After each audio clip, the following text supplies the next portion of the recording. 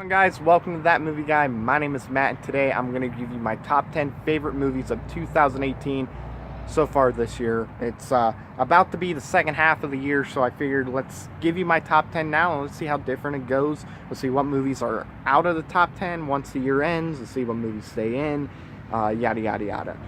One thing I want to say before I get into it is I haven't seen everything this year. There's movies like Upgrade that I want to see that probably would have made my top 10 list, and Won't You Be My Neighbor is another one, but unfortunately, because I haven't seen them, they don't make my list. Maybe they will at the end of the year because it's early enough to where they'll probably be out on Blu-ray before the year ends.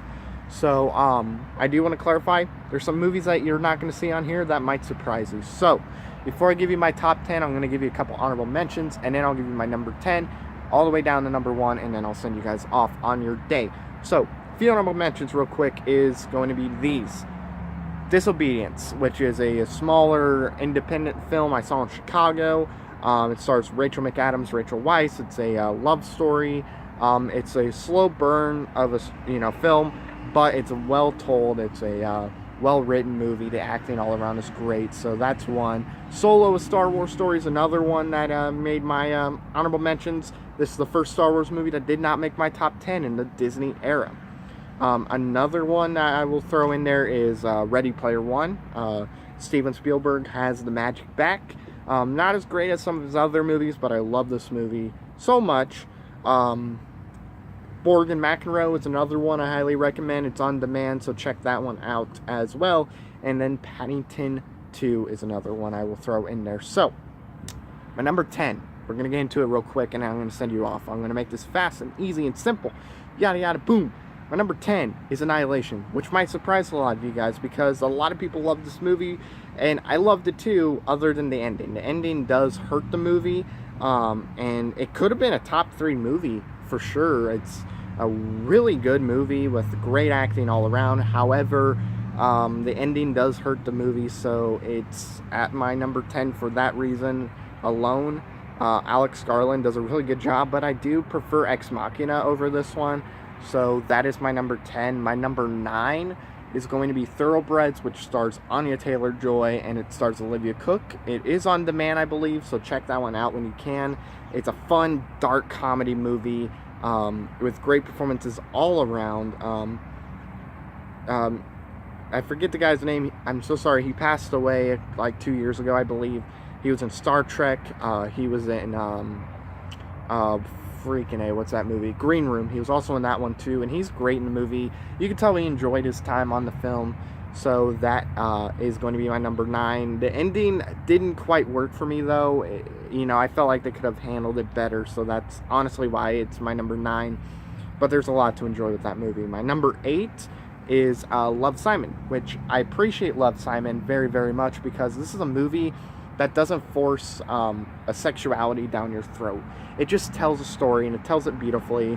It's a really fun coming-of-age movie with a lot of heart in this movie, with a lot of emotion towards the end, of course. Nick Robinson plays Simon in the movie. He's great in the movie, of course. The girl who's in X-Men Apocalypse and will be in Dark Phoenix next year, or maybe the year after. I don't know. Whatever Disney does with Fox. But she plays one of his friends in the movie. She's great.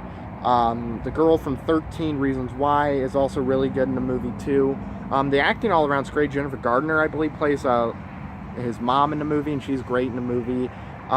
It's a wonderful coming-of-age movie that I highly recommend you go check out. It doesn't force a sexuality down your throat, which is why I appreciate it. They could have done that, and I believe that would have hurt the movie. But it's smart. The dialogue is smart. So yeah, that's my number 8. My number 7 may surprise a lot of people, and it surprised me. Blockers. Blockers is one of my favorite comedies in a very long time. It stars John Cena. Heather Graham, I believe, is her name. I get a bunch of the actresses mixed up with her, Judy Greer and stuff. But there was a bird. Blockers is a fantastic comedy from a first-time director that I really can't wait to see what comes from her after this movie. To kind of give you a quick little synopsis, the movie is about a couple of teenage girls. They want to lose their virginity on prom night. They're making a sex pact, so these parents have to stop them. It's a very funny movie. John Cena proves that he's going to be a comedic superstar rather than an action star, which I appreciate very much, especially from wrestlers coming out of it. It's nice to see some of the wrestlers not just doing action films like The Rock, which I appreciate, but The Rock, Dave Bautista, John Cena, I think he's my favorite of the, I guess, the new actors that came from WWE, so I do recommend you go check that one out very much as well. My number 6 is going to be Hereditary, which I'm surprised I even saw because I thought it would be a limited release movie, but it's a family movie that it starts off, there's some issues already going on with the family, but it's really creepy, really eerie, and the payoff is great. It's a slow burning movie. Alex Wolff is in this movie. He was in Jumanji, Welcome to the Jungle. Speaking of The Rock, and I think he just cemented himself as being a future star in Hollywood. He's fantastic in the movie. The acting all around is great, and of course you're not going to forget once you see the movie, because how they use it in the movie is very, very smart, and it's just a scary movie. It's truly scary, but it doesn't just rely on jump scares, and I appreciate that one very, very much. So that is my number 6. My number 5 is Isle of Dogs, or I Love Dogs is if you say it slow or fast, I forget how. Yeah, if you say fast, it's I Love Dogs. But this is a movie that, to me anyway, it's the second best animated movie of the year, and I think that gives away what is my favorite animated movie of the year for sure. But it's a smart, witty movie from the guy who did Grand Budapest Hotel. I can't believe I'm blanking on this guy's name. Wes Anderson. It's from him. It has Bryan Cranston, Edward Norton, Bill Murray, a bunch of other people that have been in Wes Anderson movies in the past. But it's a wonderful animated movie about just a group of dogs helping a boy find his dog, and I appreciate that movie. It's smart, it's hilarious, it has a great story, great dialogue, it's witty, and I think you would enjoy that very, very much. So check that one out if you have not seen it yet. My number 4 is my favorite animated movie of the year so far, and that is The Incredibles 2. This movie's spectacular, man. I love it. I think it's better than the first one, surprisingly.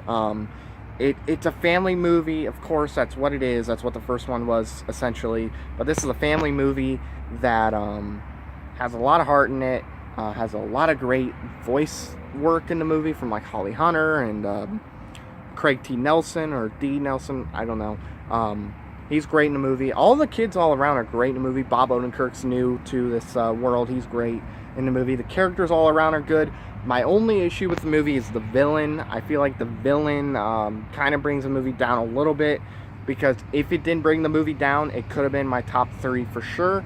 However, the villain hurts the film all around. But I do recommend you go see this. This is a well-written movie that makes you feel like you're watching a real family just living their lives as superheroes. Sam Jackson's great in the movie too. It's a lot of fun. Go check it out. You're gonna love it. Parents will love it. Everybody will love it. My number 3 is A Quiet Place, which I believe right now is the front runner to win Best Picture, until I see like Beautiful Boy and Backseat and all the other Oscar movies. This movie is it's just spectacular. It's from John Krasinski. He's from The Office, and he kills it directing this movie. And also, he wrote the movie and stars in it. Emily Blunt is great in the movie. The monsters in the movie are great. It's just this wonderful film. It's going to keep you on the edge of your seat. It's a fantastic movie. I highly recommend you check that one out.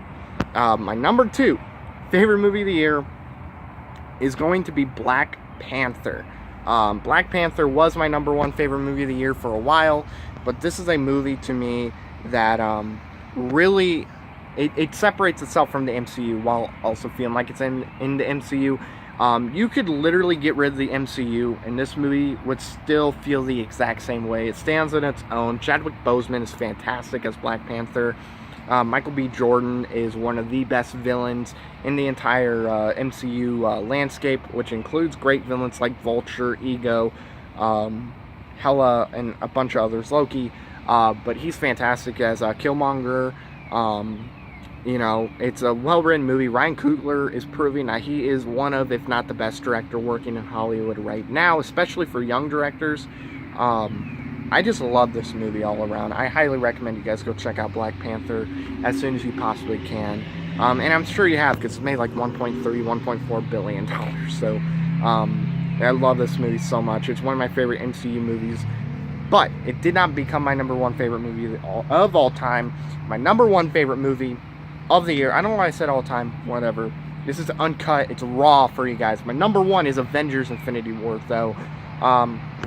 Get right back into the list. Avengers Infinity War, to me, is the second best MCU movie to date.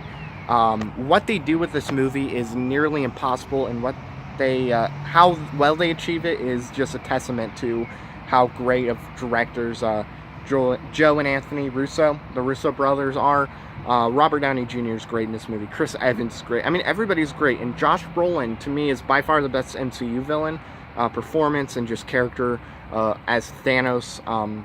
He makes you feel for him. He gives you a good enough reason to believe why he would do what he's doing. He wants to save the universe. He wants to save everybody. And to him, he believes you got to destroy half of humanity or half of each species. He's not going like rich or safe, but the poor are done. He makes it fair. And he's a complex villain. He's an emotional villain at times, and I love that. The end, of course, is going to be very iconic for comic book movies. And to me, Thanos honestly rivals Heath Ledger's performance as the Joker for the best comic book movie villain of all time.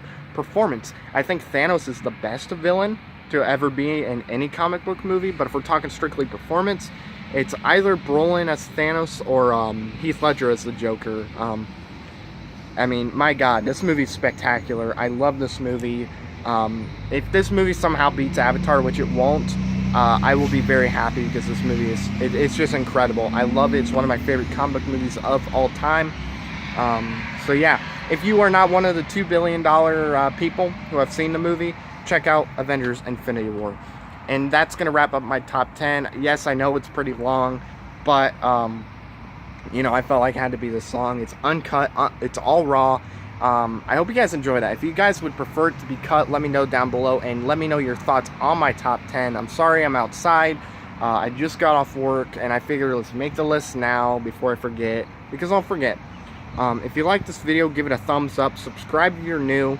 I have more videos coming out. I'm going to have a Disney Fox video update, or I guess it's the end of the negotiations or whatnot. Coming up for you later today, probably very, very soon. After you watch this video, it might actually be up. So, thank you all for watching. I've been Matt, and I'll see you next time. Bye-bye.